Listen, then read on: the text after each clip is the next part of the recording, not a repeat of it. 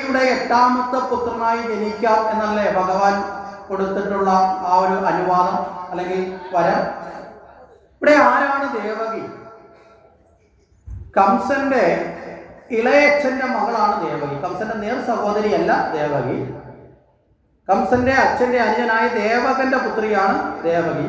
കംസനാകട്ടെ ഈ ദേവകിയെ തന്റെ സഹോദരിയാണ് ജ്യേഷ്ഠാനുജന്മാരുടെ മക്കളെന്നുള്ളതിൽ പരിപൂർണമായും വളരെ ഏറ്റവും കൂടുതൽ കംസന് ഇഷ്ടമുള്ളത് ദേവകിയോടാണ്. സ്വന്തം അച്ഛനോട് പോലും ഇഷ്ടമുള്ള ആളല്ല കംസൻ. കാരണം എന്താ? അച്ഛനെ പേരെ പിടിച്ച് ജയിലിലടച്ച ആളാണ്. മനസ്സിലാവുന്നുണ്ടോ?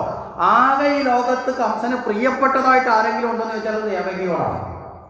ഏറ്റവും പ്രിയപ്പെട്ടതായി കരുതുന്നത് പലതുമായിരിക്കും പിന്നീട് ഭാവിയിൽ ദുഃഖത്തിൽ കാരണമായി വന്നു ചേരുന്നത്. ശരിയല്ലേ? ഒരർത്ഥത്തിൽ അങ്ങനെയും നമുക്കിവിടെ ഇതിനൊന്ന് സൂചിപ്പിക്കാം. ദേവകി ദുഃഖത്തിന് കാരണമായി എന്നല്ല പറഞ്ഞർത്ഥം.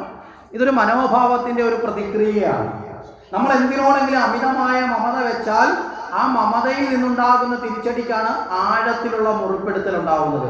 ഏറ്റവും കൂടുതൽ സ്നേഹിക്കുന്ന ഒരാളിൽ നിന്ന് തിരിച്ചൊരു പ്രതികരണം വരുമ്പോഴല്ലേ വിപരീതം ഉണ്ടാകുമ്പോഴല്ലേ നമുക്ക് വലിയ ദുഃഖം വരുന്നത്. ശരിയല്ലേ? നമ്മൾ പറയും മറ്റാര് പറഞ്ഞാലും ഞാൻ ക്ഷമിച്ചേനെ, ഇന്ന ആളത് പറഞ്ഞപ്പോൾ ഞാൻ തകർന്നു പോയെന്നൊക്കെ പറയും. എന്താ കാര്യം? നമ്മൾ അത്ര കണ്ട് അവരിലേക്ക് ഒരു അടുപ്പം വെച്ചു കൊടുക്കുന്നുകൊണ്ടാണ്. അതുകൊണ്ടാണ് വളരെ കൃത്യമായി നമ്മുടെ പൂർവിക ആചാര്യന്മാർ കൃത്യമായി പറയും, ഒന്നിനോടും മമത വെക്കാതിരിക്കുക, എല്ലാവരെയും സ്നേഹിക്കുക, പക്ഷെ അമിതമായി മമത വെക്കാതിരിക്കുക. മനസ്സിലാവുന്നുണ്ടോ? അത് ഒരു പരിധിയിൽ ഇങ്ങനെ നിലനിൽക്കുക. അതിന് ഏറ്റവും നല്ല ഉദാഹരണമാണ് ശ്രീകൃഷ്ണൻ. ആരോടുമില്ല മമത. കുട്ടിക്കാലത്ത് ഗോപികമാരോടൊപ്പം കളിച്ചു ഉല്ലസിച്ച് ജീവിച്ചു. കുറേ നാൾ കഴിഞ്ഞപ്പോഴോ അവരെ വഴിക്ക് വിട്ടിട്ട് ഭഗവാന്റെ വഴിക്ക് പോയി. കുറേ കഴിഞ്ഞ് അവിടെ രുക്മിണി സത്യഭാമ അടക്കമുള്ള പത്നിമാരും മക്കളുമായി ജീവിച്ചു. കുറേ നാൾ കഴിഞ്ഞപ്പോഴോ അവരുടെ കുലം നശിക്കുമ്പോഴും പുഞ്ചിരിയോടുകൂടി കടന്നുപോയി. യാതൊന്നിലും ഇടറാത്ത പുഞ്ചിരി ഉണ്ടായിരുന്ന ആരുടെ ചുണ്ടില്? ഭഗവാന്റെ ചുണ്ടില്. അതാണ് നിർമ്മമത്വം. മനസ്സിലായില്ലേ? നമ്മളൊക്കെ ഈ നിർമ്മമത്വം ശീലിക്കണം. അതുകൊണ്ടാണ് രാമായണത്തിൽ വളരെ കൃത്യമായി ശ്രീരാമചന്ദ്ര ഭഗവാൻ അനുജനായ ലക്ഷ്മണനെ ഉപദേശിക്കുമ്പോൾ പറയും, പുത്രമിത്ര കളത്രാദി ധനങ്ങളൊക്കെയും ദുഃഖത്തിന് ഹേതുവെന്നറിയുക നീ. മനസ്സിലായില്ലേ? പുത്രനും മിത്രവും കളത്രവും. പുത്രൻ എന്ന് പറഞ്ഞാൽ മക്കള്, മിത്രം സുഹൃത്തുക്കള്, കളത്രം ഭാര്യ അല്ലെങ്കിൽ ഭർത്താവ്, തിരിച്ചും മറിച്ചു കൊടുക്കുക. ഇങ്ങനെയുള്ള ബന്ധുമിത്രാദികളൊക്കെ ദുഃഖത്തിന് ഹേതുവാണ്. എപ്പോഴാണ് ദുഃഖത്തിന് ഹേതുവാകുന്നത്?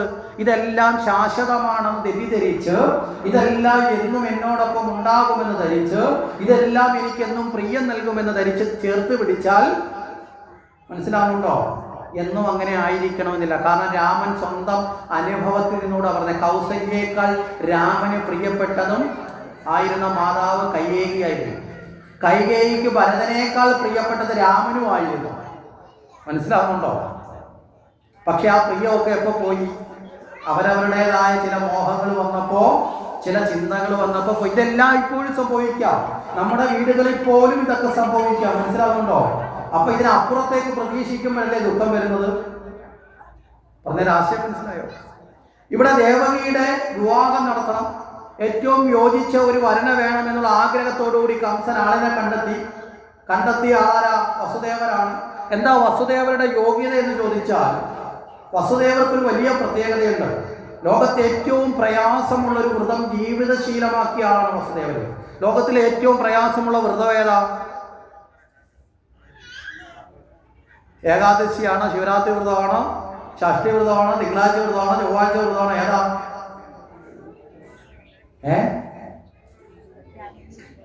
പറയുന്ന വാക്കും പ്രവൃത്തിയും ഒന്നായിരിക്കുക. അതാണ് ലോകത്തിലെ ഏറ്റവും പ്രയാസമുള്ള വ്രതം. നമ്മളെ കൊണ്ടൊക്കെ തലകുത്തി നിന്നാൽ പോലും പറ്റാത്ത വ്രതമാണ് ഈ വ്രതം. മനസ്സിലായില്ലേ? വസുദേവർക്ക് അങ്ങനെ ഒരു പ്രത്യേകതയുണ്ട്. വസുദേവർ സത്യസന്ധനാണ്. എപ്പോഴാണ് ഒരാൾ പൂർണ്ണമായി സത്യസന്ധനാകുന്നത്? തന്റെ വാക്കും പ്രവൃത്തിയും ഒന്നായിരിക്കുമ്പോഴാണ്. വളരെ പ്രയാസമുള്ള കാര്യമല്ലേ? വസുദേവർ അത്തരത്തിലൊരു വ്രതത്തിൽ ഉറച്ചാളാണ്. അതുകൊണ്ട് വസുദേവരെ തന്നെ കണ്ടെത്തി വിവാഹം കഴിച്ചു കൊടുത്തു. അങ്ങനെ വിവാഹത്തിന്റെ ആനന്ദത്തോടു കൂടി ആ ദേവകിയെയും കൊണ്ട് വസുദേവരെ വഹിക്കുന്ന രഥം തയ്യാറായി.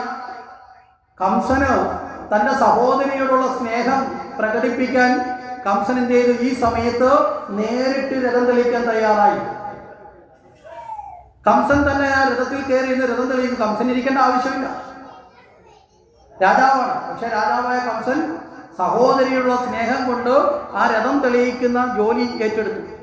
അങ്ങനെ ആ രഥം തെളിയിച്ച് മുന്നോട്ട് പോവുകയാണ്. നമ്മൾ മനസ്സിലാക്കുക, ഭൗതികമായ സുഖങ്ങൾ, ആനന്ദം, അല്ലെങ്കിൽ ദുഷ്ടന്മാർക്കുണ്ടാകുന്ന ആനന്ദം, അതിന് ദീർഘായുസ്സുണ്ടാവുമോ? ഇവിടെ കംസന് വലിയ സന്തോഷമാണ് സഹോദര കല്യാണമൊക്കെ നടത്തിയത്. പക്ഷേ ഒരശരീരി വാക്യം കൊണ്ട് കംസന്റെ സന്തോഷം മുഴുവൻ തീർന്നു. എന്താ?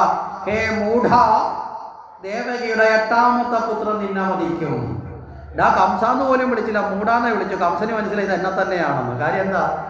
സ്വന്തം സ്വഭാവം നമ്മളെക്കാൾ സ്വയം തിരിച്ചറിയാൻ വേറെ ആർക്കെങ്കിലും പറ്റുമോ? ദേവകിയുടെ 8ാമത്തെ പുത്രൻ മതിക്കും. കംസൻ ചാടിയിറങ്ങി, വെപ്രാളമായി, മരണഭയം. കംസൻ തന്റെ വാള് വലിച്ചൂരി സ്നേഹത്തോടുകൂടി മാറോട് ചേർത്ത് ഇതുവരെ സംരക്ഷിച്ചുകൊണ്ട് നടന്ന ദേവകിയുടെ മുടിക്കുത്തിലേക്ക് വലിച്ചു പിടിച്ച് താഴേക്ക് വലിച്ചിറക്കി കംസൻ അലറിക്കൊണ്ട് വധിക്കാൻ വേണ്ടി ശ്രമിക്കുമ്പോൾ വസുദേവരെ ആപദ്ധർമ്മം എന്ന നിലയിൽ ദേവകിയെ രക്ഷിക്കണം. അവിടെ കംസനോട് എതിരിടാൻ സാധിക്കില്ല. കാരണം എന്താ? ദുഷ്ടന്മാർ എന്ത് ചെയ്യും, എങ്ങനെ പ്രവർത്തിക്കുമെന്ന് അറിയാൻ പറ്റില്ല. അവിടെ അതിനുള്ള ശക്തി ഇല്ലാത്തത് കൊണ്ട് തന്ത്രപൂർവം വസുദേവര് ആരെ? കംസനോട് സംസാരിക്കാൻ തുടങ്ങി. കുശലമായിട്ട് സംസാരിച്ചു. എന്താ പറഞ്ഞത്? ഇവിടെ നമ്മൾ മനസ്സിലാക്കുക, ദുർജനങ്ങളെ വശത്താക്കാൻ ഒരൊറ്റ വഴിയുള്ളൂ. ഇവിടെ കംസനെ എതിരിടാൻ പറ്റില്ല. പറ്റുമോ? പിന്നെന്ത് ചെയ്യണം? വശത്താക്കി കാര്യം സാധിക്കണം. ദുർജനങ്ങളെ വശത്താക്കാൻ ഒരൊറ്റ കാര്യമുള്ളൂ ലോകത്ത്. കണ്ടുപിടിച്ചിട്ടുള്ള ഏകവദ്യ എന്ന് പറഞ്ഞാൽ ഇല്ലാത്ത ഗുണം ഉണ്ടെന്നൊക്കെ പറഞ്ഞങ്ങ് പൊക്കിയേക്കണം. മനസ്സിലായില്ലേ? ആരോടെങ്കിലും നമുക്ക് ശത്രുത ഉണ്ടെങ്കിൽ പുറമേ ഭാവിക്കരുത്. നമ്മൾ പുറമേ ചിരിച്ചുകൊണ്ട് നിന്നിട്ട് അവരുടെ അടുത്ത് പറയണം, നല്ല സുന്ദരിയായിട്ടുണ്ട്, കാണാൻ നല്ല രസമുണ്ട്, എല്ലാം നല്ലതാണ്, ചേച്ചിയെ പോലെ അല്ലെ ചേട്ടനെ പോലെ ഇത്രയും നല്ലൊരാൾ ഈ ലോകത്ത് വേറെ ഇല്ല എന്നൊക്കെ പറഞ്ഞ് ഇല്ലാത്ത സ്ക്രൂ ഒക്കെ കൊടുത്ത് പിരിച്ചങ്ങ് മേളിലോട്ട് കയറ്റിക്കണം. ഏതെങ്കിലും ഇലവങ്കേവിയെ പോയി തട്ടിയൊക്കെ തീർന്നുള്ളൂ, അല്ലെങ്കിൽ ഏതെങ്കിലും പൊട്ടക്കിണറ്റിൽ പോയി കണ്ണ് കാണാതെ വീണുള്ളൂ. നമുക്ക് പ്രശ്നവും ഇല്ല. മനസ്സിലായില്ലേ? ഒന്ന് പുകഴ്ത്തി വിടുക, ഇത്ര മാത്രമേ ഉള്ളൂ. ഇവിടെയും വസുദേവർ ഈ തന്ത്രം തന്നെ പ്രയോഗിച്ചു. വസുദേവർ പറഞ്ഞു, കംസനോട് പറഞ്ഞു, കംസ അങ്ങ് ജ്ഞാനിയല്ലേ? കംസൻ ഞെട്ടിപ്പോയി. ഇപ്പൊ അശരീരി കേട്ടതേ ഉള്ളൂ, മൂഢ എന്ന്, മണ്ട എന്ന്. ഇപ്പൊ ഇതാ വസുദേവർ സത്യം പറയുന്ന ആളല്ലേ? മനസ്സിലാവുന്നുണ്ടോ? അശരീരി മൂഢ എന്ന് വിളിച്ചു. പക്ഷെ വസുദേവർ പറഞ്ഞോ കംസന് ആശ്വാസം. എന്താ കാര്യം? വസുദേവർ സത്യം പറയുന്ന ആളാണ്. വസുദേവൻ എന്താ പറഞ്ഞേ? കംസ അങ്ങ് ജ്ഞാനിയല്ലേ? കംസൻ ഒന്ന് നോക്കി, വസുദേവനെ എന്നാ തന്നെയാണോ പറയുന്നത്? അല്ല, വെട്ടാൻ പിടിച്ച വാൾ ഇങ്ങനെ പിടിച്ചോണ്ടിരിക്കുക, വെട്ടാൻ മുന്നോട്ട് പോകുന്നില്ല. കാര്യം എന്താ? ഇത് കേട്ടപ്പോൾ ഒരു സുഖം വന്നു. ഇവിടെ എന്താ വസുദേവൻ അങ്ങനെ ചോദിച്ചതിന്റെ കാര്യം? ജനിച്ച ഏതൊരു വിഷയവും മരിക്കുമെന്നത് ഉറപ്പല്ലേ? അങ്ങനെയാണെങ്കിൽ അതിനെ ഭയക്കേണ്ട കൊണ്ട് കാര്യം ഉണ്ടോ? മനസ്സിലാവുന്നുണ്ടോ? അങ്ങയ്ക്കും അറിവുള്ള കാര്യമല്ലേ, ജനിച്ചിട്ടുള്ള ഏതൊരാളും മരിക്കും. അങ്ങനെയാണെങ്കിൽ അങ്ങ് ജനിച്ചിട്ടുള്ള ആളല്ലേ, മരണം ഏത് തരത്തിലാണെങ്കിലും സംഭവിക്കാം, അതിനങ്ങ് ഭയക്കേണ്ടതില്ല. ഇതാണ് ജ്ഞാനിയല്ലേ? കംസൻ പറഞ്ഞു, അതൊക്കെ എനിക്കും അറിയാം. അപ്പൊ അടുത്തത് ചോദിച്ചു, അങ്ങ് ധീരനല്ലേ? കംസൻ ഒന്നുകൂടി ഒന്ന് പൊക്കി, ധീരനല്ലേ? കംസൻ പറഞ്ഞു, അതെ. അല്ലെന്ന് പറയാൻ പറ്റുമോ? നമ്മളെ മുഖത്ത് നോക്കിയിട്ട് ആരെങ്കിലും ചോദിക്കുക, ബുദ്ധിയുള്ള ആളല്ലേ? അല്ല, ഞാൻ ഭയങ്കര മന്ദബുദ്ധിയാ. പറയുമോ? കാണിക്കുന്ന മുഴുവൻ മന്ദബുദ്ധി തരമാണെങ്കിലും നമ്മൾ സമ്മതിച്ചു കൊടുക്കില്ല. കൊടുക്കുവോ? കൊടുക്കില്ല. അതുപോലെ ചോദിച്ചു, അങ്ങ് ധീരനല്ലേ? എന്താ ധീരൻ എന്ന് പറഞ്ഞാൽ എന്താ? ധീ എന്ന് പറഞ്ഞാൽ ആത്മാവ്. ധീരൻ എന്ന് വെച്ചാൽ ആത്മബോധമുള്ളവൻ ധീരൻ. മനസ്സിലായില്ലേ? ആത്മബോധമുള്ളവന് ശരീരത്തെ നഷ്ടപ്പെടുന്നതിന് ഭയം വേണോ? വേണ്ട. ആത്മബോധമുള്ളവനറിയാം, ആത്മാവ് ശാശ്വതമാണ്, ശരീരം നശ്വരമാണ്. ശരീരം എങ്ങനെ വേണം നശിക്കാം. അപ്പൊ ശരീരത്തെ ഭ്രമിക്കുന്നവൻ അജ്ഞാനിയാണ്. അപ്പൊ ധീരന് ഒരിക്കലും ശരീരത്തിൽ ഭ്രമിക്കാറില്ല. അത് കഴിഞ്ഞിട്ട് വസുദേവൻ അടുത്ത ഒന്നുകൂടി ചോദിച്ചു, അങ്ങ് ശൂരനല്ലേ? എന്താ? ദേവലോകം വരെ ആക്രമിച്ച് കീഴ്പ്പെടുത്തിയിട്ടുള്ള ആളാണ് ആര്? കംസൻ. അത്രയും കരുത്തുള്ള ശൂരനല്ലേ? അത് സംഭവിച്ചു, കറക്റ്റാണ്. അത്രയും കഴിവുള്ള അങ്ങ് ചെറിയ ഒരു കാര്യം, അതും ദേവകിക്ക് ജനിക്കുന്ന ഒരു ചെറിയ മനുഷ്യ കുഞ്ഞ് അങ്ങയെ വധിക്കുമെന്ന് ആരോ പറഞ്ഞ് വിളിച്ചു പറഞ്ഞതാണ്. ആരാ? അശരീരി എന്ന് വെച്ചാൽ ശരീരമില്ലാതാണല്ലോ കേൾക്കുന്നത്. അതുകൊണ്ട് ആരോ വിളിച്ചു പറഞ്ഞു. ചിലപ്പോൾ ആരെങ്കിലും പറ്റിക്കാൻ വേണ്ടി വല്ല മരത്തിന്റെ പുറകിൽ അങ്ങനെ ഇരുന്നോണ്ട് വിളിച്ചു പറഞ്ഞതാണെങ്കിലും അങ്ങനെ കേട്ടത് കൊണ്ട് അങ്ങ് ഇത്രയും ഇടിയെപ്പോലെ അങ്ങ് ദേവകിയെ വധിക്കാൻ പോകുന്നത് ഉചിതമാണ്. ഇനി അത് കഴിഞ്ഞിട്ട് ദേവകിയുടെ ഒരു വൈകാരിക ഭാവത്തിലൊന്ന് അവതരിപ്പിച്ചു. ആദ്യം കുറെ തത്വങ്ങൾ പറഞ്ഞു. അത് കഴിഞ്ഞിട്ട് വസുദേവൻ ചോദിക്കുന്നു, അങ്ങയുടെ സഹോദരിയല്ലേ ദേവകി? അതെ. അനുജത്തിയല്ലേ? അതെ. അപ്പൊ അനുജത്തിയായിട്ടിരിക്കുന്ന സഹോദരി മകൾക്ക് തുല്യമല്ലേ? അങ്ങനെയാണെങ്കിൽ മകളെ വധിക്കുന്നത് പിതാവിന് ഉചിതമാണോ? അല്ല. കംസന് ഉത്തരം മുട്ടുന്നുണ്ട്. മനസ്സിലാവുന്നുണ്ടോ? ഇങ്ങനെയൊക്കെ അങ്ങോട്ട് വളരെ നല്ലൊരു വേദാന്ത സംവാദമാണ് ഇവർ തമ്മിൽ നടക്കുന്നത്. വലിയൊരു ചർച്ച നടക്കുന്നുണ്ട് ഇതിനിടയിൽ. നമ്മൾ ഓടി അങ്ങ് പോകുന്നത് കൊണ്ട് പലപ്പോഴും നമ്മളിത് ശ്രദ്ധിക്കാതെ പോകുന്നവരാണ്. അപ്പൊ പറയും അങ്ങനെ മകൾക്ക് തുല്യമല്ലേ. ഇനിയോ ലോകം തന്നെ പറയില്ലേ, കംസൻ മരണത്തെ ഭയന്ന് ഇതാ സ്വന്തം സഹോദരി അബലയായ സ്ത്രീയെ വധിച്ചു. അതൊരു പേരുദോഷമായി കംസൻ ഇത്രയും നാൾ നടത്തിയ യുദ്ധവും വലിയ പോരാട്ടമൊക്കെ നടത്തിയ ധീരനായ കംസൻ ഇതൊരു പേരുദോഷമായി മാറത്തില്ലേ? ഒരു നിസ്സാര കാര്യത്തിന് വേണ്ടിയിട്ട്. എന്താ നിസ്സാരം? ഇനി ഇതിന്റെ കാലം ഒന്ന് ചിന്തിച്ചു നോക്കേ. ദേവകിയുടെ 8ാമത്തെ പുത്രൻ വധിക്കുമെന്നല്ലേ പറഞ്ഞത്, അല്ലേ? 8ാമത്തെ പുത്രൻ കല്യാണം കഴിഞ്ഞതിന്റെ പിറ്റേന്നും ജനിക്കുമോ? ഉണ്ടാവുമോ? ഒരിക്കലും ഉണ്ടാവില്ല. അപ്പൊ 8 മക്കൾ ജനിക്കാൻ ഇനിയും എത്ര കാലം അവശേഷിക്കുന്നുണ്ട്?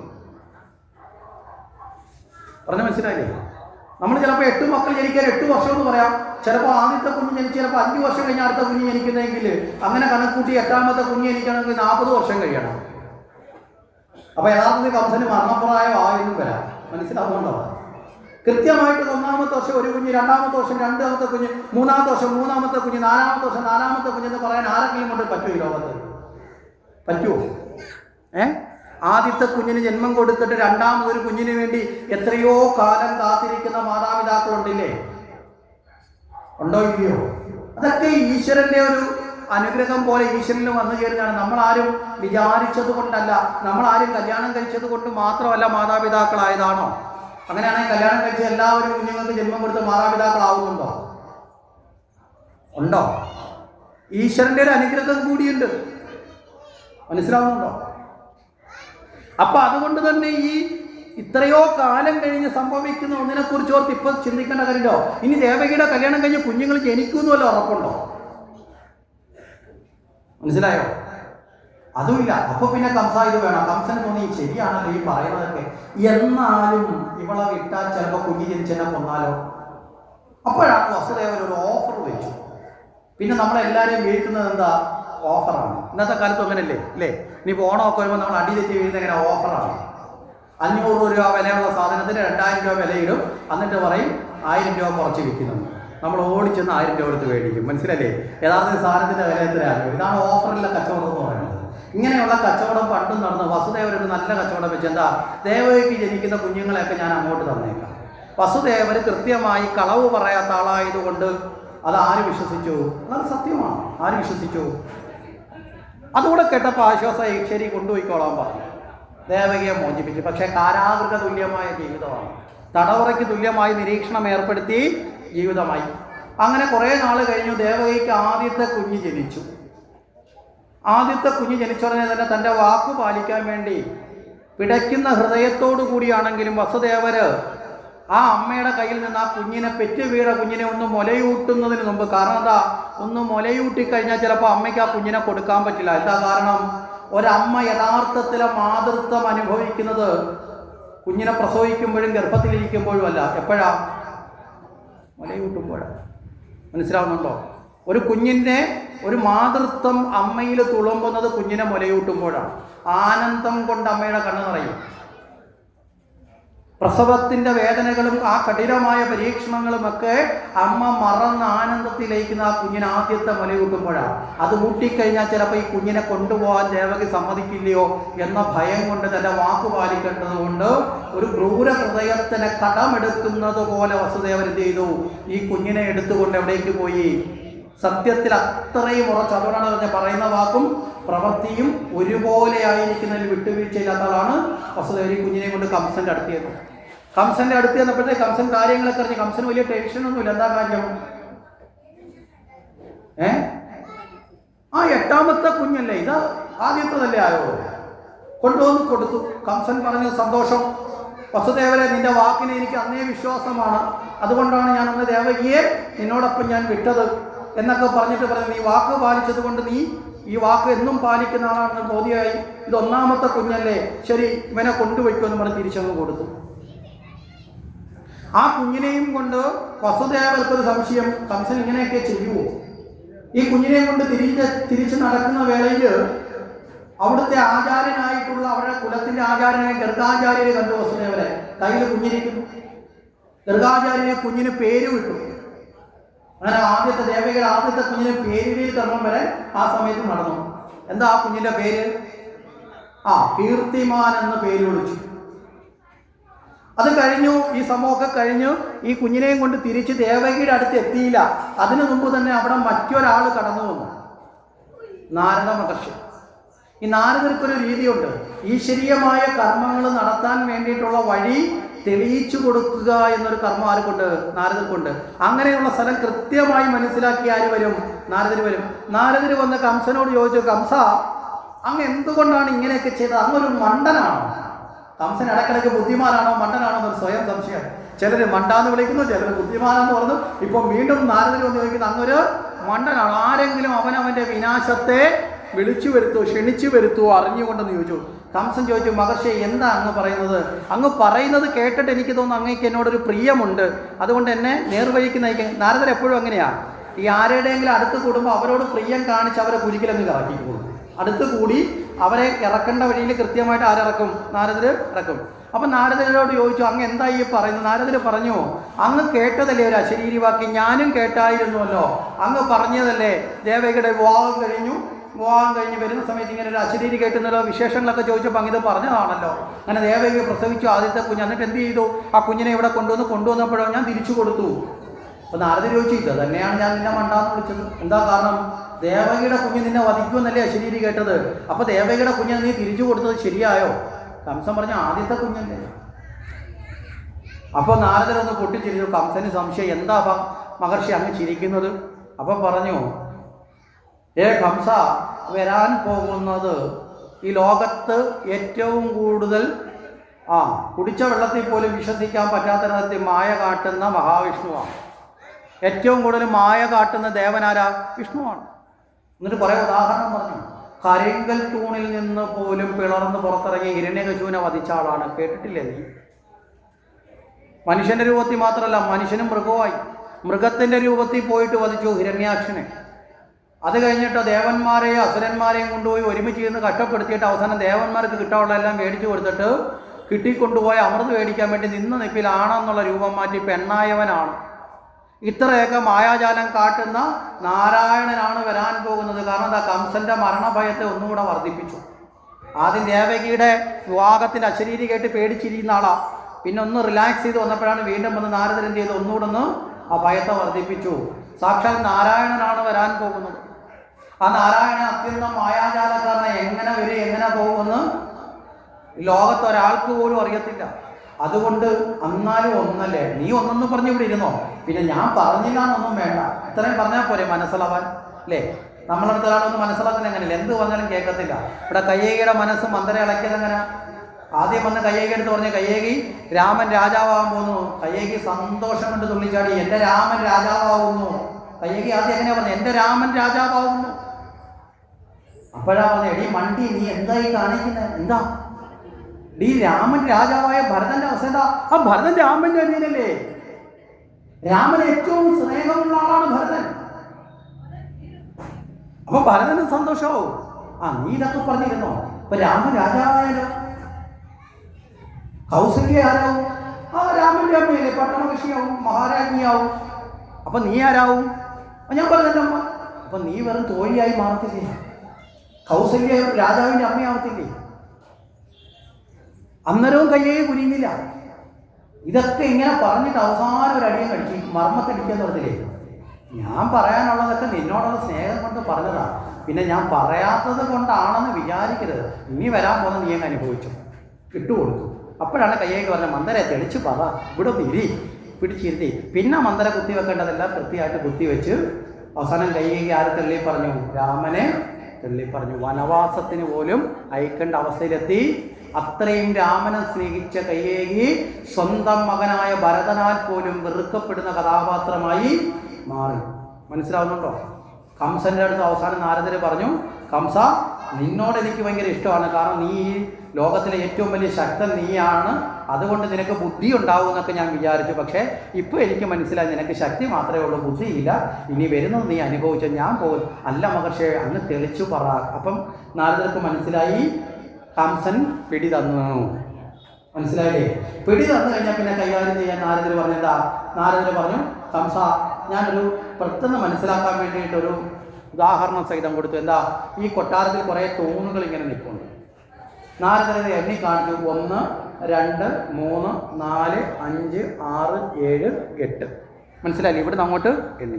എന്നിട്ട് പറഞ്ഞു, കംസനോട് പറഞ്ഞു, കംസ അങ്ങ് അവിടുന്ന് ഇങ്ങോട്ട് എണ്ണാൻ പറഞ്ഞു. കംസൻ എണ്ണി 1 2 3 4 5 6 7 8. അപ്പോൾ കംസനോട് ചോദിച്ചു, കംസ നിന്റെ 8ാമത്തെ തൂണ് ഏതാടാ? അത് താണ്ട ഇതാണ്. നാരദർ പറഞ്ഞു, അതെങ്ങനെയാടാ? അതെൻ്റെ 1ാമത്തെ തൂണാടാ. നാരദർ പറഞ്ഞു, അതാടാ എൻ്റെ 8ാമത്തത്. അപ്പോൾ ഇത് രണ്ടും 8ആയി. അവിടെ നിന്ന് ഇങ്ങോട്ട് എണ്ണിയ ഈ ശൃംഖലയനുസരിച്ച് അവസാനത്തെ കുഞ്ഞാണെന്ന് പറഞ്ഞിട്ടുണ്ടോ? ഉണ്ടോ? അപ്പോൾ ഏറ്റവും അവസാനം ജനിക്കുന്ന കുഞ്ഞിന് തിരിച്ചെണ്ണിയാൽ 1ാമത്തെ ആളാരായി മാറി? 8ാമനായി. അപ്പോൾ കംസൻ തോന്നി, അപ്പോൾ ആദ്യത്തേതും അവസാനത്തേതും രണ്ടിനെയും തട്ടിയേക്കണം അല്ലേ? കംസൻ ആ സമയത്ത് ചോദിച്ചു, അല്ല വീണ്ടും നീ കുഴപ്പമുണ്ടാക്കുകയാണോ? എന്താ കാര്യം? ഒരു വൃത്തം വരച്ചു. എന്നിട്ട് നാരദർ ഈ വൃത്തത്തിൻ്റെ വശങ്ങളിലായിട്ട് 8 വരയിട്ടു, ചുറ്റിലുമായിട്ട്.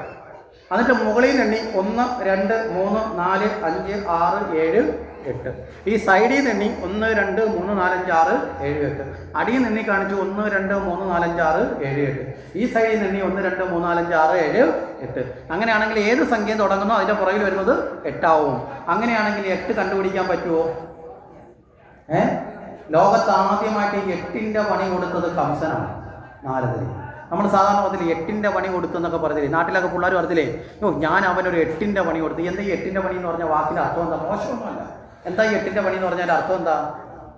8 എന്ന സംഖ്യയ്ക്ക് ഒരു പ്രത്യേകതയുണ്ട്. തൊടുക്കവും ഒടുക്കവും കണ്ടെത്താത്ത രീതിയിൽ എഴുതാൻ പറ്റുന്ന ഏക സംഖ്യ ഏതാ? 8ആണ്. നമ്മൾ ചിലപ്പോൾ എഴുതുമ്പോൾ ഇങ്ങനെയൊക്കെ നമ്മളിങ്ങനെ റോക്കറ്റ് വിടുന്നതൊക്കെ, ഒരു മിസൈൽ വിടുന്നതൊക്കെ സൈഡിലോട്ട് വരച്ചു വിടും. 8 എന്ന് പറഞ്ഞാൽ 2 0 ഇങ്ങനെ വരച്ചുകൊണ്ടിരുന്നത് 8 അല്ലേ? 2 0. തുടക്കവും ഇല്ല ഒടുക്കവും ഇല്ല. അപ്പോൾ തുടക്കവും ഒടുക്കവും ഇല്ലാതെ കിടന്ന് കറങ്ങുന്നതിനാണ് 8ന്റെ പണി എന്ന് പറയുന്നത്. മനസ്സിലായില്ലേ? കിടന്ന് കറങ്ങും, വട്ടം ചുറ്റിക്കില്ലേ? ഇത് കംസന് കൊടുത്തു. കംസൻ ആകെ പ്രശ്നമായി. കംസൻ പറഞ്ഞു, അങ്ങനെയൊക്കെയാണോ? അതെ അങ്ങനെയൊക്കെയാണ് എന്ന് പറഞ്ഞ് നാരദർ പോയി. കംസൻ ഉടനെ തന്നെ ആരെ തിരിച്ചു വിളിച്ചു? വസുദേവനെ തിരിച്ചു വിളിച്ചു. കുഞ്ഞിനെ മേടിച്ചു, അടിച്ചു കൊന്നു. അടുത്ത കുഞ്ഞിനെ കിട്ടി, അടിച്ചു കൊന്നു. 6 മക്കളെയും കൊന്നു. ഇത് കേൾക്കുമ്പോൾ നിങ്ങൾക്കൊരു സംശയം വരാം, നാരദർക്ക് എന്തോ ശത്രുത ഈ കുഞ്ഞുങ്ങളോടുണ്ടെന്നല്ലേ സാധാരണ തോന്നില്ലേ? ഇവിടെ അതിൻ്റെയും കൂടി ഭാഗവത്തിൻ്റെ അവസാന ഭാഗത്ത് പറയുന്നുണ്ട്. പക്ഷേ ആ സമയത്ത് ചിലപ്പോൾ നമുക്കത് പറയാൻ വിട്ടുപോയാൽ നിങ്ങളുടെ മനസ്സിൽ ഈ സംശയം കിടക്കും. അതുകൊണ്ട് ഇപ്പം തന്നെ അതും കൂടെ ചേർത്ത് അങ്ങ് പറഞ്ഞിട്ട് നമുക്ക് മുന്നോട്ട് പോകാം. ഇവിടെ നാരദരുടെ സഹോദരൻ്റെ മക്കളാണ് യഥാർത്ഥത്തിൽ ഈ ദേവകിയുടെ പുത്രന്മാരായി ജനിച്ചത്. അങ്ങനെയാണെന്ന് ചോദിച്ചാൽ ബ്രഹ്മാവിന് പുത്രനായ മരീചിയുടെ മക്കൾ 6 പേരുണ്ടായിരുന്നു. മരീചി മഹർഷിയുടെ മക്കളായിട്ട് 6 പേര്. അപ്പം ബ്രഹ്മാവിൻ്റെ മകനാണ് മരീചി എങ്കിൽ നാരദരുടെ സഹോദരനാണ്. നാരദരും ബ്രഹ്മപുത്രനാണ്. മനസ്സിലായില്ലേ? ഈ മക്കൾ ഒരിക്കൽ ബ്രഹ്മദേവൻ ആ വീട്ടിൽ വന്നപ്പോൾ ബ്രഹ്മദേവനെ പരിഹസിച്ചു. മുത്തശ്ശനെ എന്ത് ചെയ്തു? കൊച്ചുമക്കളൊന്നും കളിയാക്കി. ഇനി കൊച്ചുമക്കളായാലും മക്കളായാലും എത്ര ബന്ധമുണ്ടെങ്കിലും ജ്ഞാനികളായിട്ടുള്ള ബഹുമാനിക്കേണ്ടവരെ എന്ത് ചെയ്യാൻ പാടില്ല? തമാശയ്ക്കായിട്ടാണെങ്കിൽ പോലും അപമാനിക്കാൻ പാടില്ല. അങ്ങനെ അപമാനിച്ച് തുടങ്ങിയാൽ അതിനൊരു ശിക്ഷ കൊടുത്തില്ലെങ്കിൽ ഇത് വർദ്ധിച്ചു വരും. മനസ്സിലാവുന്നുണ്ടോ? പിന്നീട് അത് മറ്റുള്ളവരെ അങ്ങനെ വരുമ്പോഴത്തേക്ക് വർദ്ധിച്ചു വരുമ്പോൾ ഈ കുട്ടികളും വഴിതെറ്റും. അതുകൊണ്ട് എന്ത് ചെയ്യണം? അവിടെ ഒരു ശിക്ഷ ആവശ്യമാണ്. അതുകൊണ്ട് ബ്രഹ്മാവ് ഒരു ശാപം കൊടുത്തു. നിങ്ങൾ 3 ജന്മം പോയി ജനിച്ച് ഭൂമിയിലൊക്കെ വസിച്ചിട്ട് വന്നോളാൻ പറഞ്ഞ് ശപിച്ചു. ഈ ശാപം നിമിത്തം അവിടെ ആദരിക്കപ്പെടേണ്ട ബ്രഹ്മാവിനെ ആദരിക്കാത്തത് കൊണ്ട് അജ്ഞാനത്തിലേക്ക് ഇവർ വീണു. അതാണ് അതിൻ്റെ അർത്ഥം. മനസ്സിലല്ലേ? അജ്ഞാനികൾ ഏതിലേക്ക് പെടും? ത്രിഗുണങ്ങളിൽ ചെന്ന് പെടും. ത്രിഗുണങ്ങളാണ് അജ്ഞാനികളിൽ പ്രകടമാകുന്നത്. അജ്ഞാനികളുടെ സ്വഭാവത്തെ രൂപപ്പെടുത്തുന്നതിൽ ത്രിഗുണങ്ങൾക്ക് പങ്കുണ്ട്. ഏതൊക്കെയാണ് ത്രിഗുണങ്ങളെന്ന് പറഞ്ഞാൽ? ത്രിഗുണങ്ങളെന്ന് പറഞ്ഞാൽ ഏതൊക്കെയാ? സത്വഗുണം, രജോ ഗുണം, തമോ ഗുണം. അപ്പോൾ ഈ ത്രിഗുണങ്ങളിൽ രജോ ഗുണം എന്ന് പറയുന്ന ആസുരികതയും തമോ ഗുണം എന്ന് പറയുന്ന ആസുരികയും രജോ ഗുണം എന്ന് വെച്ചാൽ മാനവികതയും ഈ സത്വഗുണം വെച്ചാൽ കുറേ കൂടെ ഉന്നതമായ ശുദ്ധമായ ഗുണം എന്നൊക്കെ നമുക്ക് ചിന്തിക്കാം. അപ്പോൾ ഈ ത്രിഗുണങ്ങളിൽ പെട്ടത് കൊണ്ടാണ് ഇവരെന്ത് പറ്റിയത്? 3 ജന്മം എന്ന് പറഞ്ഞത്. മനസ്സിലാവുന്നുണ്ടോ? ത്രിഗുണത്തിലേക്ക് വീണു. അജ്ഞാനികൾ ത്രിഗുണത്തിൽ പെടും. ത്രിഗുണങ്ങളാണ് അജ്ഞാനികളുടെ സ്വഭാവത്തെ രൂപപ്പെടുത്തുന്നത്. ജ്ഞാനം ഉണ്ടാകുമ്പോൾ നമ്മൾ സത്വഗുണത്തിലേക്ക് എത്തി. ആ ജ്ഞാനം കൊണ്ട് നമ്മൾ വിജ്ഞാനത്തിലേക്ക് അനുഭവബോധ്യം വരുമ്പോൾ നമ്മൾ എതിലേക്കെത്തും? ആ സത്വഗുണം കടന്ന് തുരീയം ആനന്ദം ഈശ്വരനെ നേടുന്ന അവസ്ഥ. അതാണ് 4ാമത്തെ ഒരു ഗുണമുണ്ട്. അതാണ് തുരീയം ആനന്ദം. മനസ്സിലാവുന്നുണ്ടോ? അതുകൊണ്ടാണ് ത്രിഗുണങ്ങൾ കടന്ന് ആനന്ദാവസ്ഥയിലെത്തണം എന്ന് പറയുന്നത്, തുര്യാനന്ദം എന്ന് പറയും. അപ്പോൾ അതിൻ്റെ പ്രതീകമാണ് ഓംകാര ശബ്ദമൊക്കെ. രജോ ഗുണം, തമോ ഗുണം, സത്വഗുണം കടന്ന് 3 നീണ്ടുപോയി അവസാനിക്കുന്ന ബിന്ദു തുരീയം ആണ്. ഓംകാരം ജപിക്കുന്നതിനൊരു ശൈലിയുണ്ട്. 15 മാത്രയിൽ അകാരം, 15 മാത്രയിൽ ഉകാരം, 70 മാത്രയിൽ മൂ എന്നുള്ള ശബ്ദം നേർത്ത് അവസാനിക്കണം. അത് നേർത്ത് പോകുന്ന അവസാനിക്കുന്നതിനെയാണ് തുരീയം എന്ന് പറയുന്നത്, ആനന്ദം. അത് വളർന്ന് വളർന്ന് വർദ്ധിച്ചു വരുമ്പോഴാണ് ആനന്ദ മനസ്സ് ശാന്തവും ശൂന്യവുമായി മാറും. മനസ്സിലാവുന്നുണ്ടോ? അപ്പോൾ ആ അവസ്ഥയെക്കുറിച്ച് പറഞ്ഞു. ശരി, ഇവിടെ പറഞ്ഞു വന്നത് ആ 3 ജന്മങ്ങളെ എടുക്കാൻ പറഞ്ഞു. ആദ്യത്തെ ജന്മം ഇവര് ഹിരണ്യകശുവിൻ്റെ മക്കളായി ജനിച്ചു, പ്രഹ്ലാദൻ്റെ സഹോദരന്മാരായി ജനിച്ചു. അത് കഴിഞ്ഞ് രണ്ടാമത്തെ ജന്മം ഇവർ കാലനേമിയുടെ മക്കളായി ജനിച്ചു. കാലനേമി രാമായണ കഥാരംഗത്തുള്ള ഒരു കഥാപാത്രമാണ് കാലനേമി. കാലനേമി രാമായണത്തിൽ മാത്രമല്ല ഭാഗവത്തിലും കാലനേമി വരുന്നുണ്ട്. ഭാഗവത്തിൽ വരുമ്പോൾ കാലനേമിക്ക് അടുത്ത ജന്മമാണ്. പേരിനൊരു മാറ്റമുണ്ട്. ഏതാ പേര്? ഭാഗവത്തിലേക്ക് കാലനേമി കടന്നു വരുമ്പോൾ കാലനേമി അടുത്ത ജന്മത്തിലാണ്. പേരിനൊരു മാറ്റമുണ്ട്. എന്താ പേര്? നമ്മുടെ മുഖ്യ പുള്ളിയാണ് കംസൻ. മനസ്സിലായില്ലേ? ഈ കാലനേമിയാണ് കംസനായിട്ട് വരുന്നത്. അപ്പൊ ഇവിടെ ആ കാലനേമിയുടെ മക്കളായിട്ട് ജനിച്ചു. അത് കഴിഞ്ഞിട്ടാണ് ഇവര് അടുത്ത ദേവകിയുടെ മക്കളായിട്ട് ജനിക്കുന്നത്. കാരണം സത്വഗുണത്തിലേക്ക് എത്തി. അതാണ് ഭഗവാന്റെ സഹോദരങ്ങളാവാനുള്ള ഭാഗ്യം ഇവർക്ക് ലഭിച്ചത്. അപ്പോൾ നാരദർ വിചാരിച്ചത് 3 ജന്മം എന്നാണ് പറഞ്ഞത്. ആദ്യത്തെ 2 ജന്മത്തിലൂടെ ഇവർ ദീർഘകാലം ജീവിച്ച് ആ കഷ്ടപ്പാടുകൾ അനുഭവിച്ചു. 3ാമത്തെ ജന്മത്തിൽ ഇവരെ വളരെ വേഗത്തിൽ മോക്ഷഗതി കൊടുക്കണം, ഇവരെ മുക്തരാക്കണം. അതുകൊണ്ട് എന്ത് ചെയ്ത്, ജനിച്ചാൽ ഉടനെ തന്നെ ചെയ്തു പോയ തെറ്റിൻ്റെ മുഴുവൻ ശിക്ഷ ഒരുമിച്ചങ്ങ് കൊടുത്തു, ഒറ്റയടിക്ക് നിലത്തടിച്ച് കൊല്ലുക. അതോടുകൂടി ഈ ജീവനെ മുക്തനാക്കുക. അപ്പോൾ നാരദരുടെ ഒരു കാരുണ്യം കൂടിയാണ് അവിടെ. സ്വന്തം സഹോദരൻ്റെ മക്കളെ വീണ്ടും മരീചിയുടെ അടുത്തെത്തിക്കാൻ വേണ്ടിയിട്ട് എന്ത് ചെയ്യിച്ചു? കംസനെ കൊണ്ട് വധിപ്പിച്ചു.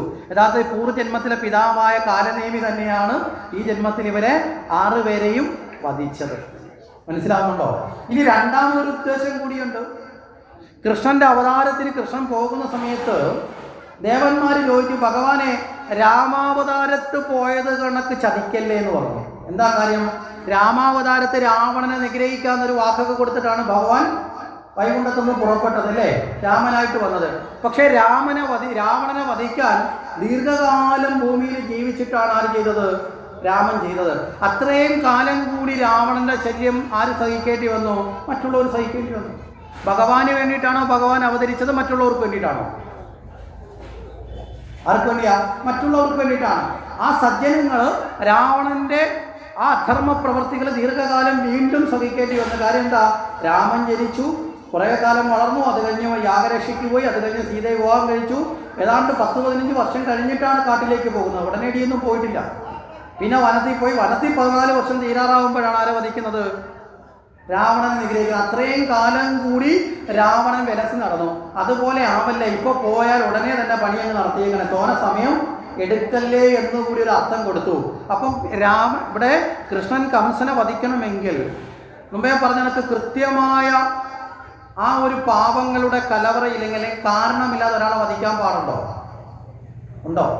ഒരിക്കലും പാടില്ല. അപ്പൊ കംസന്റെ പാപങ്ങളുടെ കലവറ വർദ്ധിപ്പിക്കണം. ഇതാണ് നാരദരുടെ മറ്റൊരു ഉദ്ദേശം. മനസ്സിലായില്ലേ? ലോകത്തിലെ ഏറ്റവും വലിയ പാപം എന്താ? ഏറ്റവും വലിയ പാവങ്ങളിൽ പെട്ടിട്ടുള്ള പാവം എന്താ? ശിശുഹത്യയാണ്. കാര്യം എന്താ? തിരിച്ചൊന്നും പ്രതികരിക്കാനുള്ള കഴിവുണ്ടോ കുഞ്ഞുങ്ങൾക്ക്? ജനിച്ചാൽ ഉടനെ ഉണ്ടോ? ഒന്ന് ബഹളം വെച്ച് എന്നെ കൊല്ലല്ലേ എന്ന് പറയാനുള്ള കഴിവുണ്ടോ? നമ്മുടെ കയ്യിൽ കയറി ഒന്ന് പിടിക്കാനുള്ള കഴിവുണ്ടോ? ആരെയെങ്കിലും വിളിച്ചു കൂട്ടി രക്ഷപ്പെടാനുള്ള കഴിവുണ്ടോ? സ്വയം ഓടി രക്ഷപ്പെടാനുള്ള ഒന്നുമില്ല. ആ അവസ്ഥയിലുള്ള ഒരു ശിശുവിനെ കൊല്ലുക എന്ന് പറയുന്നത് മഹാപാപമാണ്. അപ്പൊ ശിശുഹത്യയിലൂടെ അവിടെ കംസന്റെ പാവങ്ങളുടെ കലവറ വർദ്ധിപ്പിച്ചു. മനസ്സിലായില്ലേ? കൃത്യമായി ഭഗവാന് മുമ്പിൽ തോന്നണം കംസനെ വധിക്കേണ്ട സമയമായി. എന്താ കാരണം? കംസൻ ഇത്ര തെറ്റുകൾ ചെയ്തിട്ടുണ്ട്. അതിനു വേണ്ടിയിട്ടും കൂടിയാണ് ഇവിടെ നാരദര് ഇടപെട്ടത്. ശരി, അപ്രകാരം 6 മക്കളെയും വധിച്ചു. അത് കഴിഞ്ഞ് 7ാമത് വരുന്നത് സാക്ഷാൽ അനന്തനാണ്. രാമാവതാര കാലത്ത് ലക്ഷ്മണനായി വന്നതും അനന്തനാണ്. ആ സമയത്ത് ലക്ഷ്മണൻ പലപ്പോഴും പലതിനും കയറി അഭിപ്രായം പറയും. രാമൻ പിടിച്ച് തിരുത്തും. അങ്ങനല്ല, അങ്ങനെ പറയരുത്, ഇങ്ങനെയല്ല, ഇങ്ങനെയാണെന്നൊക്കെ പറഞ്ഞ് അതാണ് നമ്മൾ ലക്ഷ്മണോപദേശം എന്നൊക്കെ പറഞ്ഞ് കേൾക്കുന്നത്. പുത്രവത്സ സൗമിത്ര കുമാര നീ കേൾക്കണം മത്സരാദ്യം വെടിഞ്ഞ് എന്നുടെ വാക്കുകൾ എന്നൊക്കെ പറഞ്ഞ് ഉപദേശിച്ചിട്ടുണ്ട്. അന്നൊക്കെ ഇതൊക്കെ കേൾക്കുമെങ്കിലും മനസ്സിൻ്റെ ഉള്ളിൽ നിന്നുകൊണ്ട് ലക്ഷ്മണൻ പറയും, ഞാൻ അനിയനായതുകൊണ്ടല്ലേ എല്ലാം പറയുന്നത് കേൾക്കേണ്ടി വരുന്നത്, ഞാൻ പറയുന്നത് എപ്പോഴെങ്കിലും കേട്ടിട്ടുണ്ടോ എന്ന് തിരിച്ചൊരു ചിന്ത ആർക്കുണ്ട്? ഉള്ളിൻ്റെ ഉള്ളിൽ അവിടെ ലക്ഷ്മണന് തോന്നുന്നു. ലക്ഷ്മണൻ അന്ന് തന്നെ പറഞ്ഞു, എന്നെങ്കിലും ഒരിക്കൽ ഞാൻ ജ്യേഷ്ഠനായിട്ടായിരുന്നു എങ്കിൽ മുഴുവൻ ഞാൻ തിരിച്ചും അനുസരിപ്പിച്ചേനെ. മനസ്സിലാവുന്നുണ്ടോ എന്ന് ചിന്തിച്ചു. രാമൻ അന്ന് കൊടുത്തൊരു വരവാണ് അടുത്ത ജന്മത്തിൽ ജ്യേഷ്ഠൻ്റെ സ്ഥാനം തന്നേക്കാം. അങ്ങനെയാണ് ഇവിടെ വരുന്നത്. അപ്പോൾ വധിക്കപ്പെടാതെ സംരക്ഷിക്കപ്പെടണം. അതുകൊണ്ട് ദേവകിയുടെ ഉദരത്തിൽ നിന്ന് ഈ കുട്ടി എവിടേക്ക് മാറ്റപ്പെട്ടു? രോഹിണിയിലേക്ക് മാറ്റപ്പെട്ടു. ഇനി നമ്മുടെ മുന്നിൽ ഒരു ചോദ്യം വെച്ച് നോക്കട്ടെ. ദേവകിയുടെ 8ാമത്തെ പുത്രനല്ലേ അശ്വനി കേട്ടത് അല്ലേ? ആണോ അല്ലേ? ആണ്. ദേവകിയുടെ 8ാമത്തെ പുത്രനല്ലേ കൃഷ്ണൻ? ആണോ? ആണ്. അങ്ങനെയാണ് ദേവകി 8 പ്രസവിച്ചിട്ടുണ്ട്.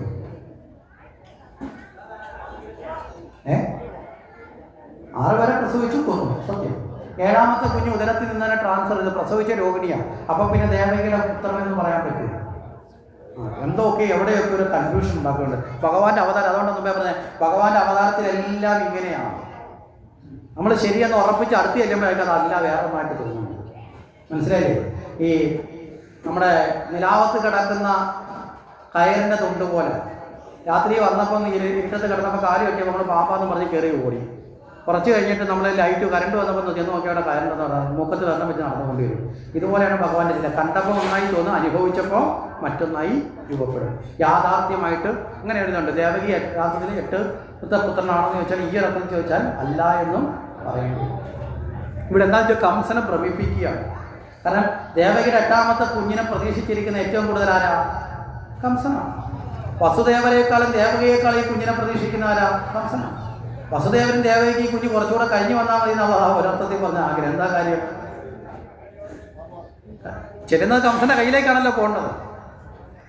അപ്പം ഈ ഒരു തലയിലും കൂടെ നമ്മളൊന്ന് ചിന്തിച്ച് നോക്കാം. ശരി, അങ്ങനെ രോഹിണിയിലൂടെ ജന്മമെടുത്തു.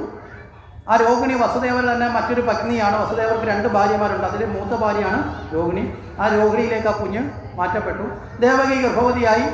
ദേവകി ഇങ്ങനെ ഗർഭവതിയായി വരുമ്പോൾ ദേവകിയുടെ ആ തേജസ്സൊക്കെ ഇങ്ങനെ വർദ്ധിച്ചു വരാൻ തുടങ്ങി. ഈ തേജസ്സൊക്കെ വർദ്ധിക്കുന്നത് കണ്ട് കംസൻ്റെ ഭയം ഇരട്ടിക്കാൻ തുടങ്ങി. ആകെ ഭയഭ്രാന്തിയിലെത്തിയ കംസൻ വലിയ കാരാഗൃഹത്തിൻ്റെ വലിയ തടവറയിൽ കാവൽക്കാരെ ഏർപ്പാട് ചെയ്തു. കൂടാതെയോ അവരെ കൈകാലുകളിൽ പോലും ചെങ്ങലയിട്ട് ബന്ധിച്ചു. ഒരു തരത്തിൽ പോലും ഒരു ചെറിയ വായുവിൻ്റെ അനക്കം പോലും തനിക്ക് തിരിച്ചറിയാൻ പറ്റുന്ന രീതിയിൽ അവ ബന്ധനങ്ങളൊക്കെ കൃത്യമാക്കി ഇങ്ങനെ കാത്തിരിക്കുകയാണ്. ഉള്ളിൻ്റെ ഉള്ളിൽ ഭയമുണ്ട്. ഇങ്ങനെ കാത്തിരിക്കുന്ന വേളയിൽ ചിങ്ങമാസത്തിലെ അഷ്ടമി രോഹിണിയിൽ അതിനു മുമ്പ് തന്നെ ദേവാദികരണങ്ങളൊക്കെ വന്നു. വസുദേവരെ ദേവകിയെ ആശ്വസിപ്പിച്ചു. കാരണം എന്താ? 6 കുഞ്ഞുങ്ങളെ നഷ്ടപ്പെട്ട അമ്മയാണ്. 8ാമത് ഇനി വരുന്ന കുഞ്ഞിൻ്റെ അവസ്ഥ, 7ാമത്തെ ഒരു കുഞ്ഞ് എവിടെയോ നഷ്ടപ്പെട്ടു പോയി, ഗർഭം അലസിപ്പോയെന്നാണ് വിചാരിച്ചത്. മനസ്സിലായില്ലേ? ഇനി 8ാമത് വരുന്ന കുഞ്ഞിൻ്റെ അവസ്ഥ എന്താണെന്നുള്ളൊരു ഭയം ആരുടെ ഉള്ളിലുണ്ട്? ദേവകിയുടെ ഉള്ളിലുണ്ട്. അതുകൊണ്ട് തന്നെ ബ്രഹ്മദേവൻ അടക്കമുള്ള ദേവന്മാർ വന്ന് കൃത്യമായി അറിയിച്ചു, നാരായണ സ്വരൂപനായ ഭഗവാൻ തന്നെയാണ് വരുന്നത്, ഒരാശങ്കയും വേണ്ട എന്ന് പറഞ്ഞു. അതോടുകൂടി സന്തോഷവതിയായ ദേവകി ആനന്ദത്തോടുകൂടി ചിങ്ങമാസത്തിലെ അഷ്ടമി രോഹിണിയിൽ ഉത്തമനായ ഒരു കുഞ്ഞിന് ജന്മം കൊടുത്തു. ഈ ജന്മം കൊടുക്കുന്ന സമയത്ത് ഒരു പ്രത്യേകതയുണ്ടായി. ഇതിനു മുമ്പ് കംസന്റെ കാവൽക്കാർ മുഴുവൻ ദേവന്റെ ഭഗവാന്റെ മായ കൊണ്ട് മയങ്ങിപ്പോയി. കാരാഗൃഹത്തിൻ്റെ വാതിലുകളൊക്കെ തനിയെ തുറന്നു. വസുദേവരുടെയും ദേവകിയുടെയും കയ്യിലുണ്ടായിരുന്ന വിലങ്ങുകളൊക്കെ തനിയെ അഴിഞ്ഞു മാറി. എല്ലാ വിഘ്നങ്ങളെയും എല്ലാ ബന്ധനങ്ങളെയും മോചിപ്പിക്കുന്ന ബന്ധവിമോചകനായ ഭഗവാൻ വരുമ്പോൾ പിന്നെ ബന്ധനമുണ്ടോ? ജ്ഞാനസ്വരൂപനായ ഭഗവാൻ വരുമ്പോൾ ബന്ധനം പിന്നെ അവിടെ ഇല്ല. എന്താ കാരണം? ബന്ധനം അജ്ഞാനമാണ്, അല്ലേ? ബന്ധനങ്ങൾ എപ്പോഴും അജ്ഞാനമാണ്. ബന്ധനങ്ങളെ മോചിപ്പിക്കാൻ ഭഗവാന്റെ ജ്ഞാനം വന്നു ചേർന്നു. അങ്ങനെ ഭഗവാൻ അവിടെ ജന്മമെടുത്തു. ഈ ജന്മമെടുത്തുടനെ തന്നെ ഭഗവാൻ ചതുർഭുജ രൂപത്തിൽ ദർശനം കൊടുത്തു. ആ ദർശനം കണ്ട് ദേവകിയും ഉൾപ്പെടെ വസുദേവരടക്കം ഭഗവാനെ നമസ്കരിച്ചു. ആ സമയത്ത് ദേവകി ഭഗവാനെ സ്തുതിക്കുന്നുണ്ട്. അതാണ് മുമ്പേ പറഞ്ഞ അനന്തമാദ്യം അവ്യക്തം പ്രാഹുരവ്യയം അധ്യാത്മ പ്രദീപ. അനന്തമാണ്, ആദ്യാന്തമില്ലാത്തതാണ്, അവ്യക്തമാണ്. എന്നാൽ എല്ലാ ജീവജാലങ്ങളുടെ ഉള്ളിലും ജ്വലിക്കുന്ന ആത്മീയ ദൈവം തന്നെയാണ് ഭഗവാനെ. നിന്നെ കാണാൻ പറ്റില്ല എന്നത് സത്യമാണ്, അവ്യക്തമാണ്. പക്ഷേ നിന്നെ അറിയാനുള്ള വഴിയുണ്ട്. ഏതാ വഴി? അവനവൻ്റെ ഉള്ളിലുള്ള ബോധം. മനസ്സിലാവുന്നുണ്ടോ? നമ്മുടെ ഉള്ളിൽ, അതാണ് ഈശ്വരൻ നമ്മുടെ ഉള്ളിൽ തന്നെയാണ്. എവിടെയാണ് ഈശ്വരൻ? എന്നിലാണ് ഈശ്വരൻ. നിന്നിലും എന്നിലും കുടികൊള്ളും പരമേകമാം ചൈതന്യമാണ് ഈശ്വരൻ എന്ന് എഴുതപ്പെട്ടിരിക്കുന്നത് കൊണ്ടാണ്. നമ്മൾ ശബരിമലയിൽ പോകുമ്പോൾ ശരണം വിളിയുടെ ഇടയിൽ വളരെ രസകരമായ, വളരെ തത്വപരമായൊരു ശരണം വിളിയുണ്ട്. ഏതാ? നമ്മളിപ്പോൾ അത് മാറ്റി വിളിച്ചിപ്പോൾ എന്താ പറഞ്ഞേ? പലതവണ മാറ്റി വിളിക്കുമ്പം നമ്മൾ പറഞ്ഞില്ലേ, മുഹൂർത്തം മൂത്രമായി മാറുമെന്ന് പറഞ്ഞില്ലേ, പലതവണ മാറ്റി എഴുതുമ്പോൾ. അതുപോലെയൊക്കെ ആയിപ്പോയെന്ന് മാത്രമേ ഉള്ളൂ. ഏതാ? സ്വാമി നിന്തകത്തോ. അതായത് സ്വാമി നിന്തകത്തോ അല്ല, അതായത് സ്വാമി നിന്റെ അകത്തോ. മനസ്സിലായില്ലേ? സ്വാമി നിന്റെ അകത്തോ. അപ്പോൾ അയാളുടെ മറുപടി വിളിക്കുന്ന എന്താ? അയ്യപ്പൻ എൻ്റെ അകത്ത്, സ്വാമി നിന്റെ അകത്തോ. അപ്പോൾ സ്വാമി നിന്റെ അകത്തോ അല്ല, സ്വാമി നിന്റെ അകത്തോ, അയ്യപ്പൻ എൻ്റെ അകത്ത്, അയ്യപ്പൻ നിന്റെ അകത്തോ, സ്വാമി എൻ്റെ അകത്ത്. മനസ്സിലായില്ലേ? അപ്പം ഓരോരുത്തരുടെ ഉള്ളിലുമായി ഈശ്വരൻ ഉണ്ട് എന്ന്. അത് തന്നെയാണ് തത്വമസി, അത് തന്നെയാണ് അഹം ബ്രഹ്മാസ്മി, അത് തന്നെയാണ് പ്രജ്ഞാനം ബ്രഹ്മ, അത് തന്നെയാണ് എല്ലാ തത്വങ്ങളുടെയും ആധാരമായ ഈശ്വരൻ. സർവരിലും കുടികൊള്ളുന്ന ഈശ്വര സർവഭൂതാനാം. മനസ്സിലായില്ലേ?